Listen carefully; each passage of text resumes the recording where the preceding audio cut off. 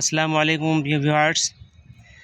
আজকে আপনাদের সামনে একটি ভিডিও নিয়ে আসছি। ভিডিওর টপিক হচ্ছে যে আমরা বিল্ডিংয়ের ঊর্ধ্বমুখী ফ্লোর করার জন্য যে রড ছেড়ে রাখি, এই রড বিষয়ে কিছু তথ্য আমরা আজকে জানবো এই ভিডিও থেকে। আমরা দেখি অনেক সময় ঊর্ধ্বমুখী বিল্ডিং করার জন্য যে রড বের করে রাখি ছাদে, এই রড আমরা কীভাবে এটার যত্ন নিব এবং কি সিস্টেম এটাকে আমরা রাখবো, সেই বিষয় নিয়ে কিছু কথা আমরা আজকে জানবো। আমরা দেখি অনেক সময় রড আমরা ছেড়ে রাখি 1 বছর অথবা 2 বছরের মধ্যে যদি আমরা অবকাঠামো কাজ করতে পারি বিল্ডিংয়ের, সেক্ষেত্রে আমাদের এখানে ঢালাই না দিলেও হবে, যেটা আমরা কিনা বলি শর্ট বিম অথবা শর্ট ক্যাপ ঢালাই। তা আমরা দেখি যে অনেক সময় যে রড দীর্ঘদিন পড়ে থাকার কারণে রডে মরিচা চলে আসে।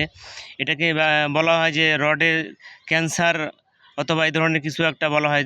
দেখা যায় যে এই মরিচা অনেক সময় ভেদ করে ছাদের ভিতরে ঢুকে যায়, অবকাঠামোর ভিতরে ঢুকে যায়। তা আমরা যদি খুব বেশি দেরি হয়, 10 বছর বা 12 বছর বা অনির্দিষ্টকালের জন্য যদি বন্ধ রাখি অবকাঠামো কাজ করার, সেক্ষেত্রে আমরা এই শর্ট যে ক্যাপ আছে এখানে আমরা ঢালাই দিতে পারি। কিন্তু ঢালাইয়ের পরিমাণটা হবে 3 একে। আমরা যদি অনেক সময় দেখি যে মিস্ত্রিরা এটাকে অবহেলা করে 8 একে 9 একে ঢালাই দেয়। এই ঢালাইটা দিলে আপনি দেখা যায় যে রেশিও হালকা হওয়ার কারণে ভিতরে অক্সিজেন ঢুকে, বালুর পরিমাণ বেশি হওয়ার কারণে ভিতরে অক্সিজেন ঢুকে রডটাকে মরিচা ফেলাই দেয়।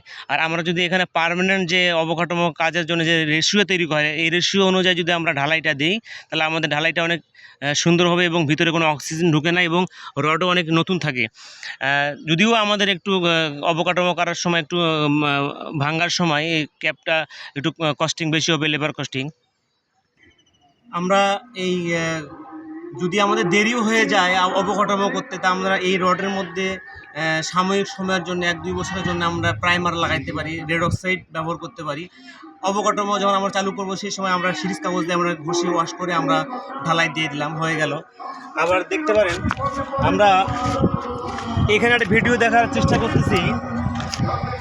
এটা কিন্তু 8 অথবা 9 রেশিও দিয়ে একটা ঢালাই দিয়েছে বিম ক্যাপ। আমরা দেখাচ্ছি এখানে অনেক দুর্বল একটা ক্যাপ।